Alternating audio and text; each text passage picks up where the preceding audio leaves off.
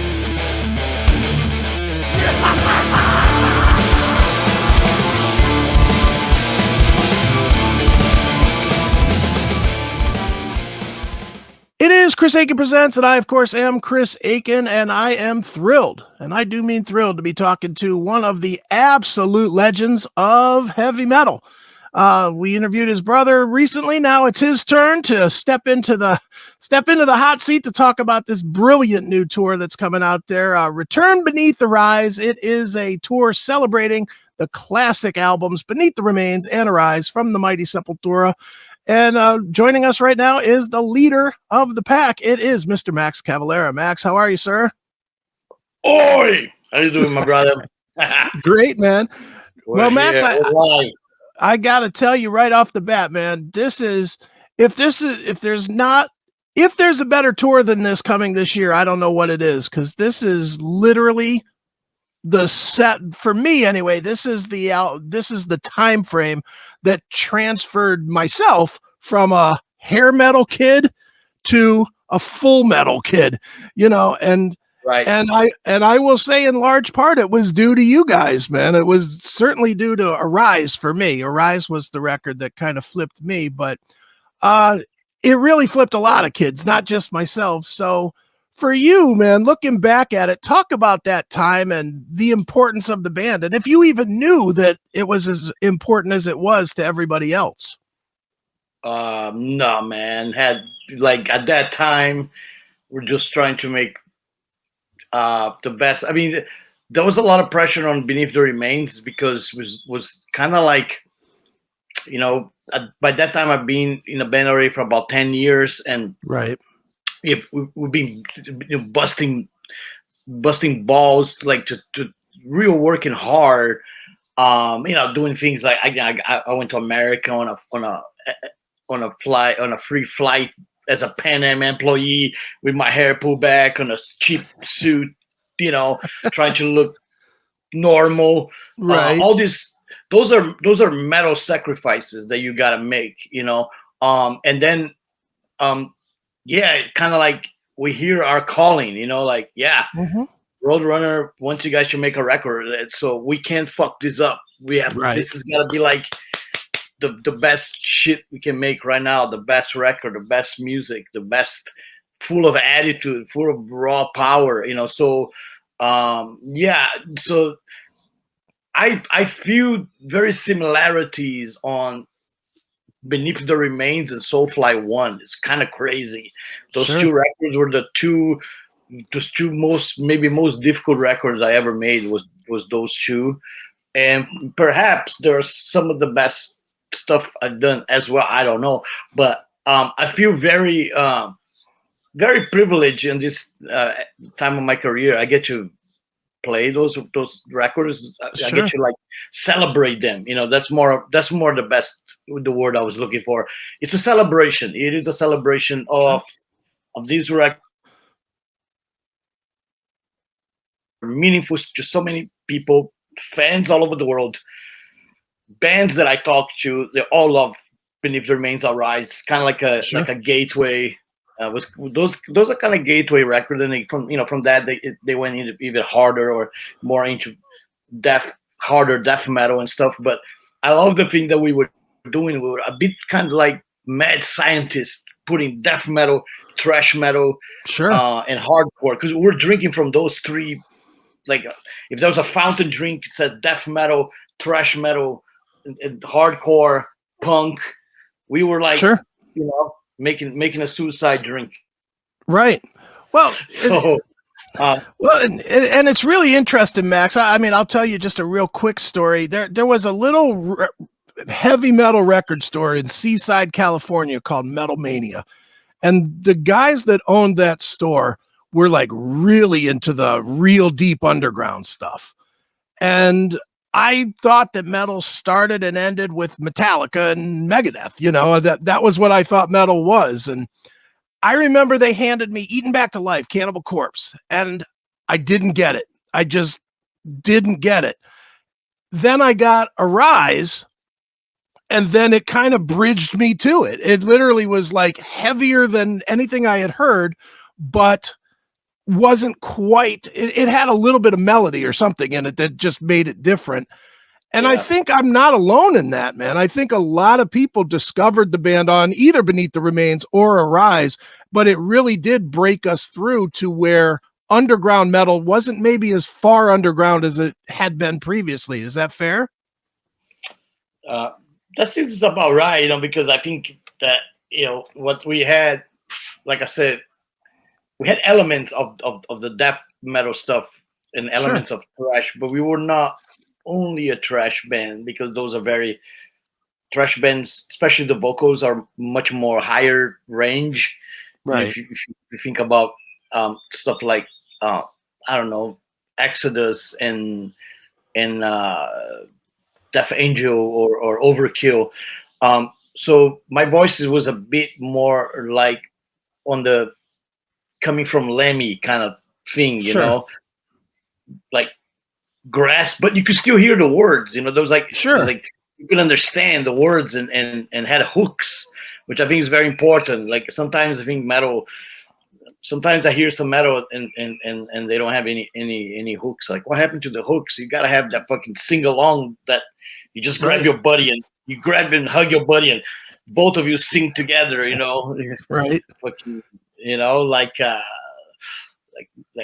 mass hypnosis or inner self or beneath the remains. That arise, those hooks. Sure. But yeah. There's also melody.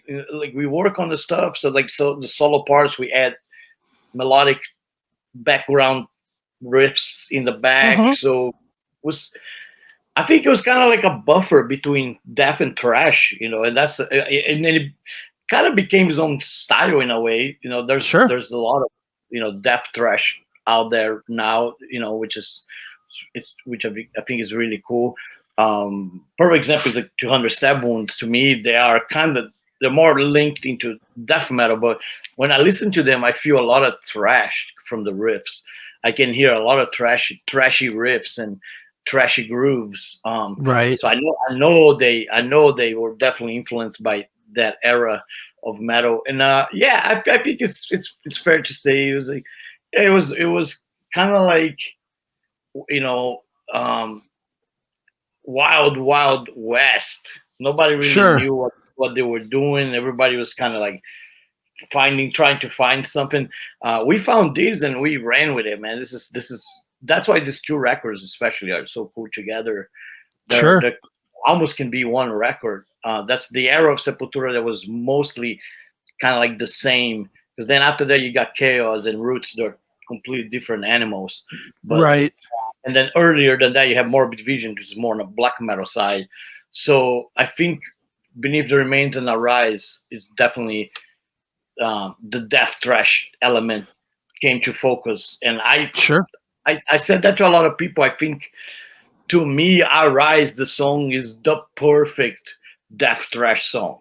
Perfect. Right. Like, there's nothing you can do to make it better. You will only fuck it up. And it's just like it's to the teeth, perfect, executed, the riffs, the vocal, the drums, everything, man. Like, that's death thrash. If you want to know what death thrash sounds like, Arise. The song Arise is like a short example of what death thrash is. Sure. And what's interesting to me, Max, is that from reading about it, and again, I discovered the band on Arise, so I wasn't real familiar with Beneath the Remains. I went back and found it. But from what I've read, Roadrunner, even though they invested in it and put, signed you guys and put out Beneath the Remains, it doesn't sound like they were all the way sold. They didn't give you a ton of money. They didn't put, their full force behind it as they did on Arise. What was it between Beneath the Remains and Arise that convinced Roadrunner to really invest in Sepultura? I have to totally give that credit to Gloria being the manager. She was like really smart, because she was fighting for us to be on the road, where the label was trying to telling us, don't, why are you playing Russia? Why are you playing Poland? Those markets, they don't matter. Nobody cares. and she was like, no, I'm trying to make these guys international, like Right. I want them to go everywhere, anywhere. So that was a killer vision that she had. And the Arise tour specifically was one of the longest tours I ever done, that is something like 280 shows. Right. I don't know, you can look it up, but it's crazy. It's a crazy number like that. And then because of all that work, because you're totally right on Beneath the Remains, and that's before we were working with Gloria. I remember at one point Roadrunner gave us $5 for a week. How the fuck do you live on $5? Like, I remember buying a bag of Doritos and buying a Gatorade. It's like, yeah, I got $1 left. It's only Tuesday.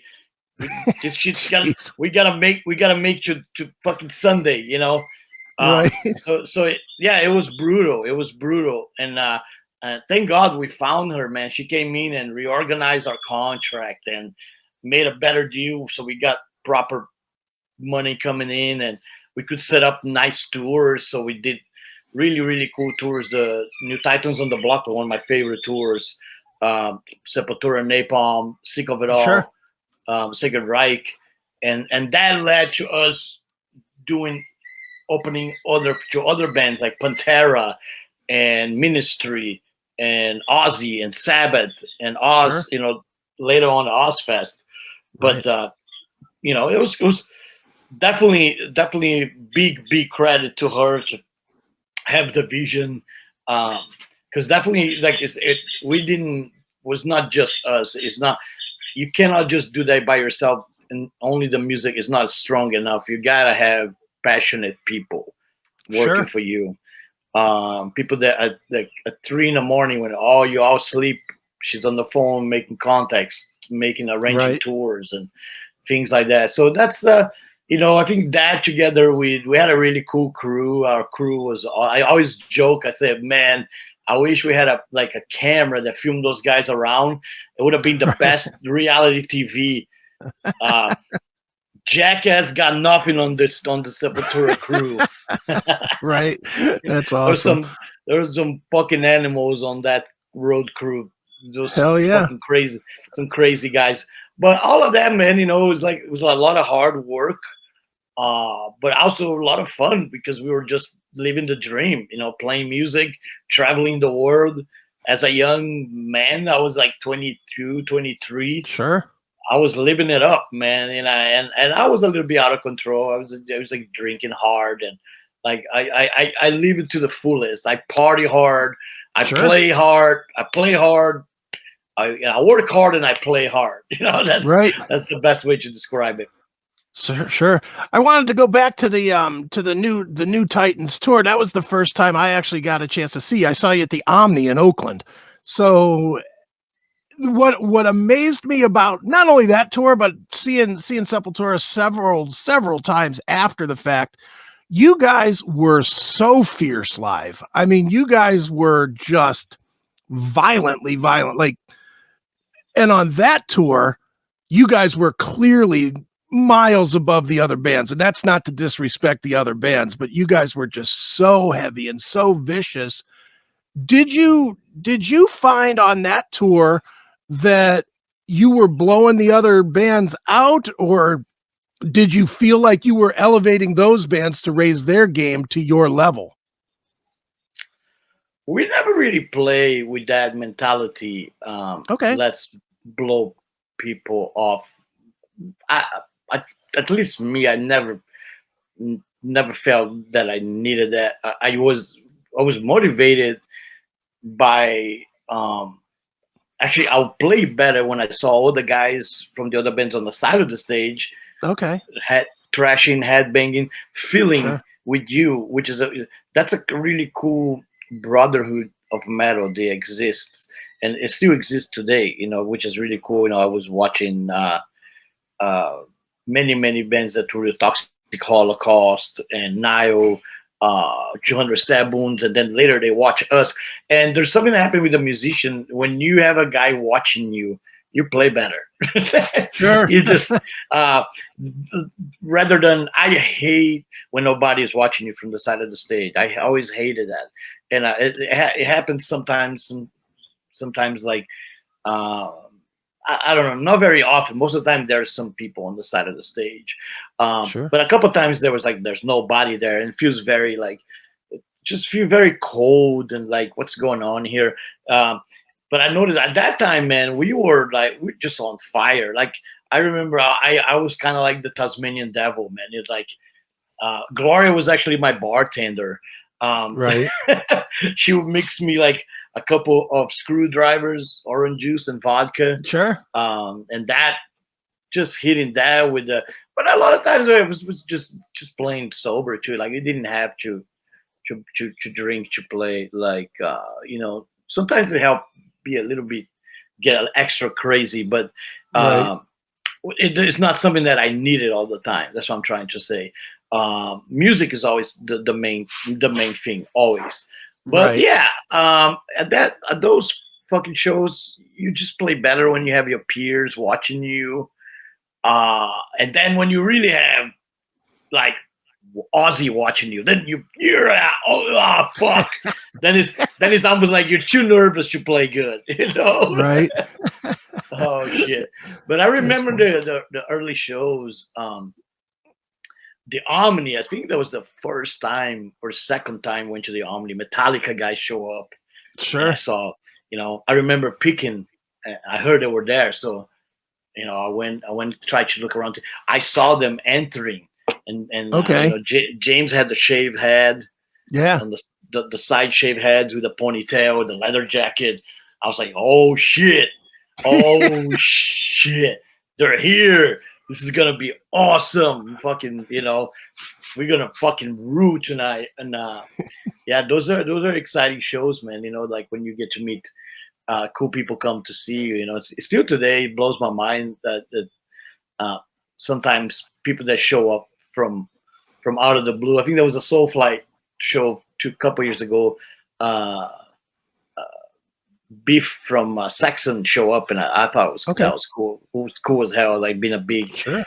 heavy metal fan, like nerd. I was like, oh shit, that's Beef from Saxon, Biff Bixen. It's like, it's so cool, But yeah, I think you just play better, and but Sure. you would never have that mentality.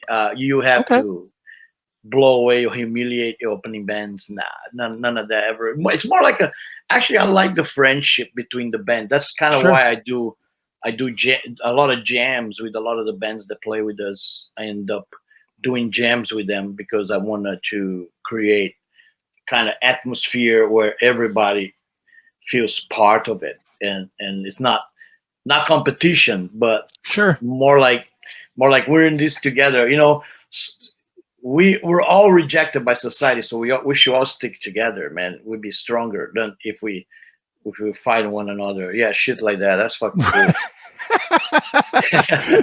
that was the glory days, man. And you're right, man. I mean, I'll point to a different show a little later in your career. One of the absolute best shows I ever saw was Biohazard, you guys, and Pantera on, I guess that would have been what, Chaos AD tour.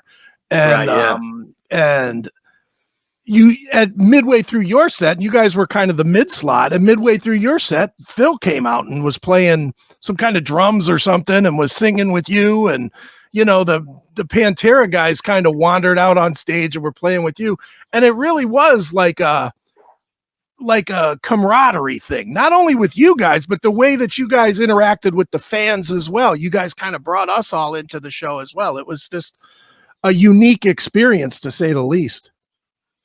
I always felt that was always the best way to connect to the fans, is to get them to feel as involved as they can be. Sure. Of course, you can't bring everybody onto the stage, but here and there, a lot of time when we did the drum jam, I did that for years. I bring up like from the front row, I'll pick a guy up from the front row. Come here, man. You coming with me? Right. Come on, motherfucker. And give him some sticks. And sometimes the guys have no rhythm at all. Like, oh, worse, like cannot even keep a beat, man. Right. But he's so excited, man. He's like, this is the like this. You can see in their eyes. They're like, this is the best second of my life right now, you know. Right. There was even one guy one time in the Soulfly show. I told him to come to the stage to play drums. We had the drum set up. He was trying. Security was fucking with him. But he finally jumped. So he jumped from the barricade, but he broke his leg. He landed on his leg, and the fucking knee came out of his fucking leg. And I'm looking at this guy's knee. I'm like, what the fuck? Yo, I'm telling you, I can see your knee, man. Oh. I see your white bone. There's like blood and bone. And he's like, I want to do the drum. I want to do the drum. I'm like, here's the sticks. Fuck, let's go.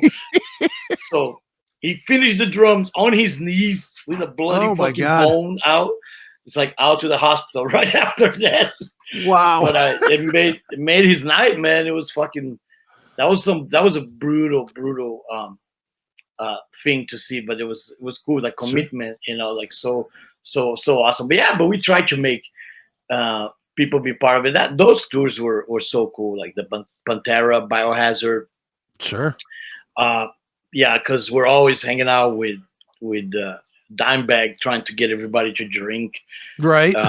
10 in the morning, man, waking up in a hotel, like, let's go do a shot. Like 10 in the morning, Dime. We have to play like 10 hours from now, you know. I don't give a shit. Let's go, you know. I don't know how all of us didn't die from alcohol poisoning on that tour. Sure. It's a miracle. But that was a great tour. That's when we did the drum jam, and the Pantera guys would come. Sure. There's some cool videos of that on Third Ward Posse, the Sepultura video.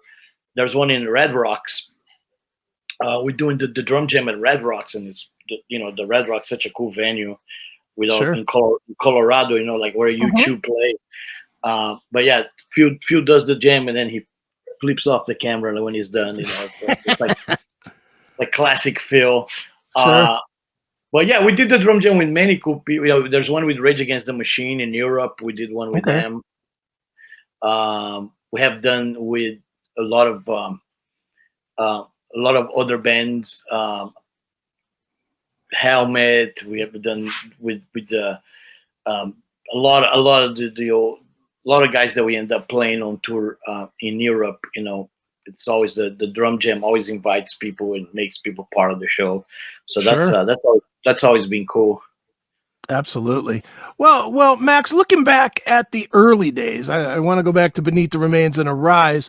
Was there a band that helped you that you feel like brought you guys to the next level? Was there a band, whether it's taking you out on tour or just, you know, promoting you in interviews or what have you? Was there one of those bands that really helped you, or do you think it was just really people discovered you, you know, from organically?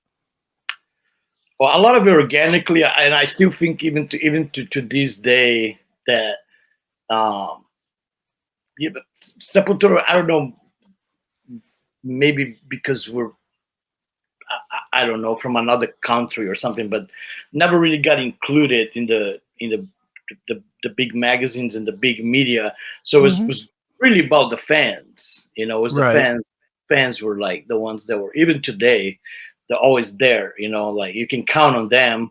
You don't need the fucking Grammy to be a badass, you know. Right.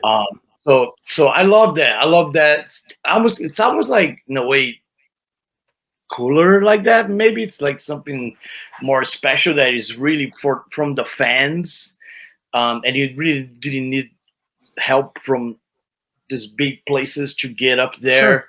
Sure. There's been a couple musicians that definitely help us out. That was cool.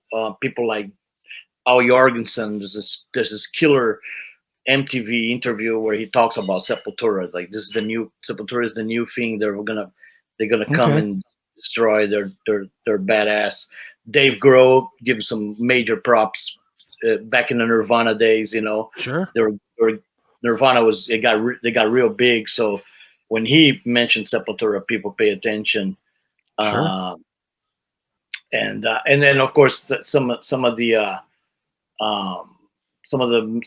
Metallica guys. Jason Newsted wore the Sepultura shirt all the time, and Sure.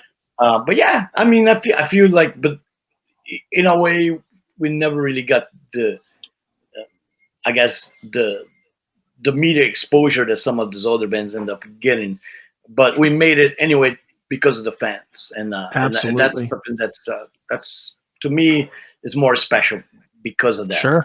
Absolutely. Well, Max, you guys are obviously getting ready to go out on this tour. Return Beneath the Rise starts May 22nd in Albuquerque, and you just announced last week, I guess, the addition of Mike from Soulfly and Dan from Possessed as your band. How did those guys end up being chosen for the tour? Well, Mike's cool because Mike comes from Havoc, man, and Havoc is a killer thrash band. Love them. And Mike's a great thrasher bass player. He just rips like right. Headbangs, plays with like real guts, and then of course Daniel Gonzalez. That was like when I told my brother that would be cool if you can get Daniel on this, because I love his playing with Gruesome and Possessed. And we play with Possessed in Europe and saw Daniel playing, hang out with him a little bit. He's a really cool guy. And I wanted somebody that not just knows this music, but it's like knows it, every drip of it, like a sponge. And Daniel is that guy. He grew up on those records, so he's going to play them perfect, man. And he's an awesome guy. And I'm so glad that we got him, kind of like the perfect guy, really, to do that. Daniel fits like just perfect, So I think it's gonna sound fucking amazing. And I mean, this is the closest people will get from that time. This is this thing right now. You get the original vocals, you get the original drumming. Some badass bass playing and some fucking amazing shredding rhythms, guitar. Yeah, so it's all the elements are there. Right. A lot of the shows are selling out really good. And we haven't even announced the opening bands yet. We're still working on that right now. Sure. That's coming up next. But okay. That's gonna be cool, man. It's gonna be a fun. I feel it's a little short. I feel we're gonna need to do part 2. Okay. There's no Florida Day. There was some. I was reading the other day. My wife showed me some posters. Some guys in the internet. Fuck these clowns. No Florida Day. Nice. It's with love. He say fuck these clowns with love. It's like right. He's pissed off because we're not playing it. He loves it and he's gotta like be like metal, like fuck these clowns, no Florida. I love it, man. I love it. I thought like, this is so cool. We have to go play there now. We have absolutely to, just because of that guy. Right. Very nice. Well, with this lineup that you're putting together for tour, is there possibility that this stays together to become a new Cavalera Conspiracy type of a release? And I mean, I know you're doing 8 million bands at once, but could this potentially be Cavalera Conspiracy number, what would that be, 6?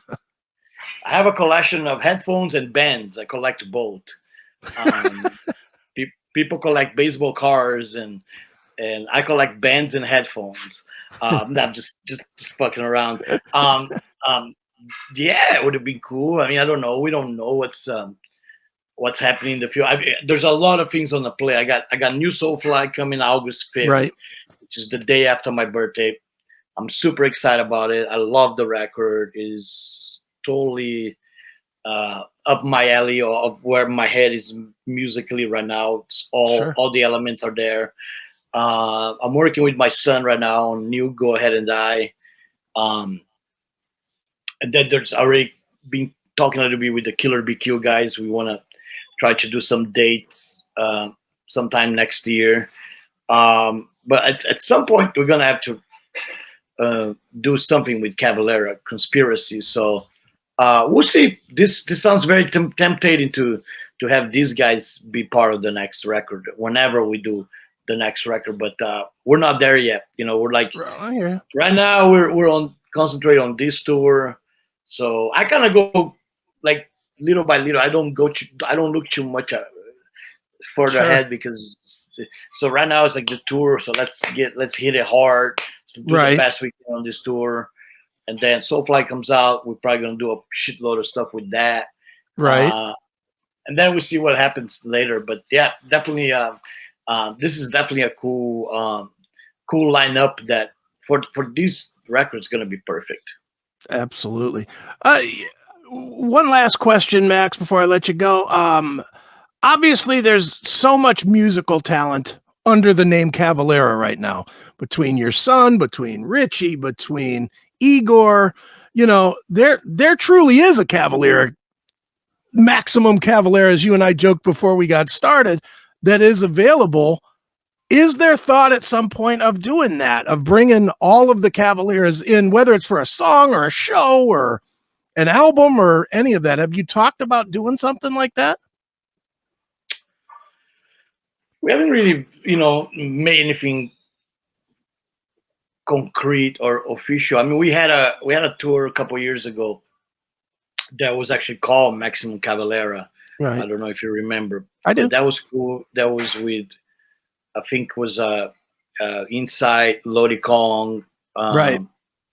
I think was Soulfly, if I'm not mistaken. But definitely, man. And I feel good. I feel kind of like, I'm already passing the torch. Like, you guys run with this for a little bit. I'm getting old. I'm gonna jump on that motorhome one of these days, and you're not gonna see me for a year. Me and the old lady gonna cruise the country. Right. I'll see you guys in a year from now. I'm getting up there. It's like I've been touring hard for 35 years. Sure. Needs to slow down a little bit. So I think I might slow down the next couple of years. But I feel that they we're in good hands. You got Richie tearing down with the Inside. Mm-hmm. Igor is tearing down with the Healing Magic.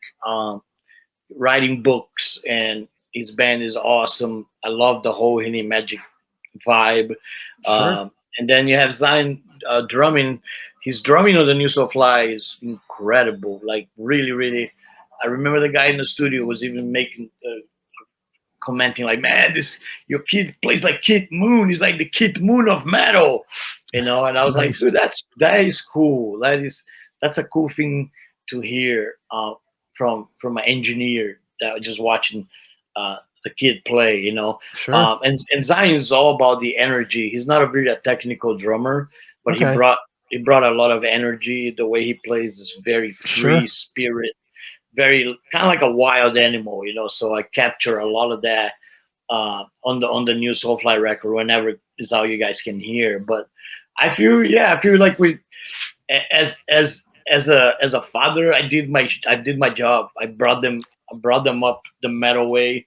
I kept them away from pop and country music and hip hop as much as I could, and definitely told them, you guys are not gonna be lawyers. You guys are not gonna become doctors. You guys are gonna be rock and rollers. Nice. Very nice, man. Which is a bad almost like a bad influence on them. You want most dads want their kids to become doctors and lawyers and but respectable members of society. But I think what we do is actually also benefit society in a really cool way. I think people need metal. People need music. It's to get the mind away from all this bullshit. You need that.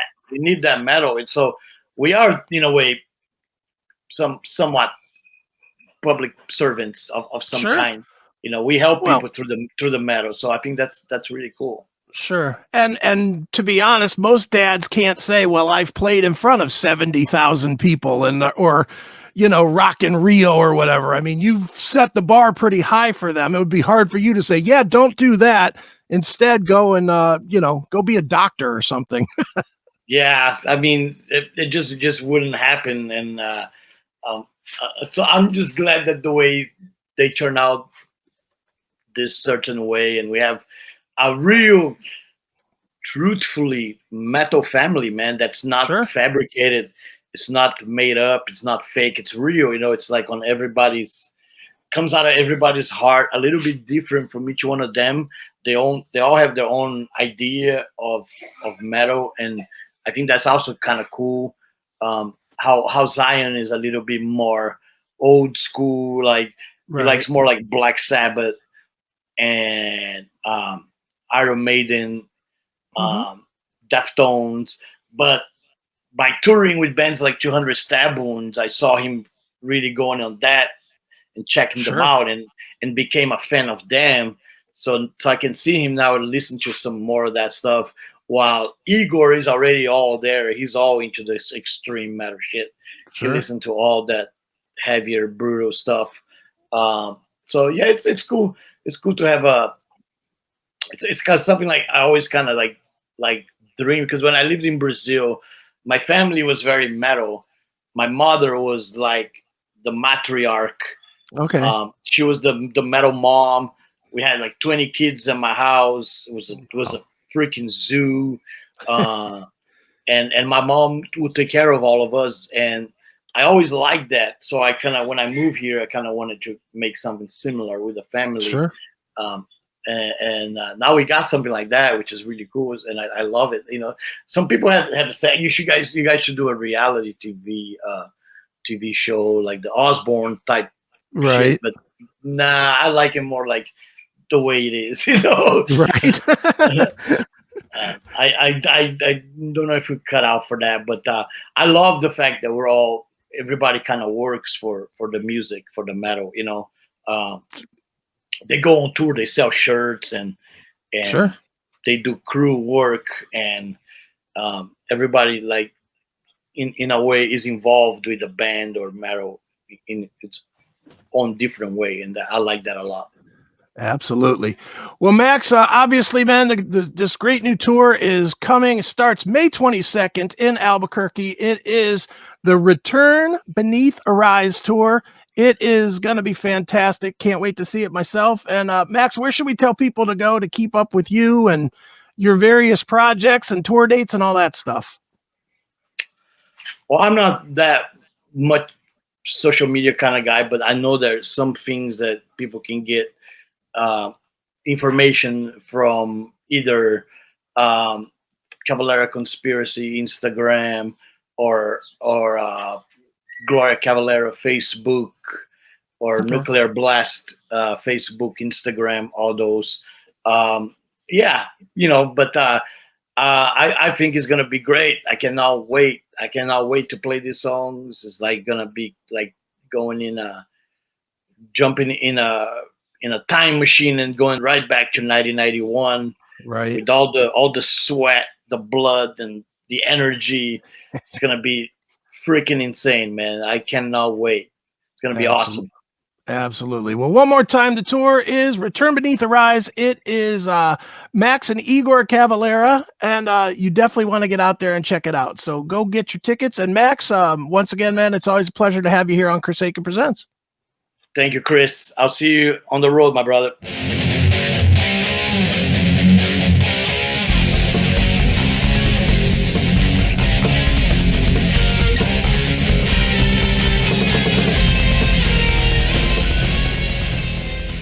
What's up, everybody? It is Chris Akin, and I just wanted to let you know of a special deal I've got going on for this bad boy right here. There it is. Judas Priest Cause and Effect Turbo.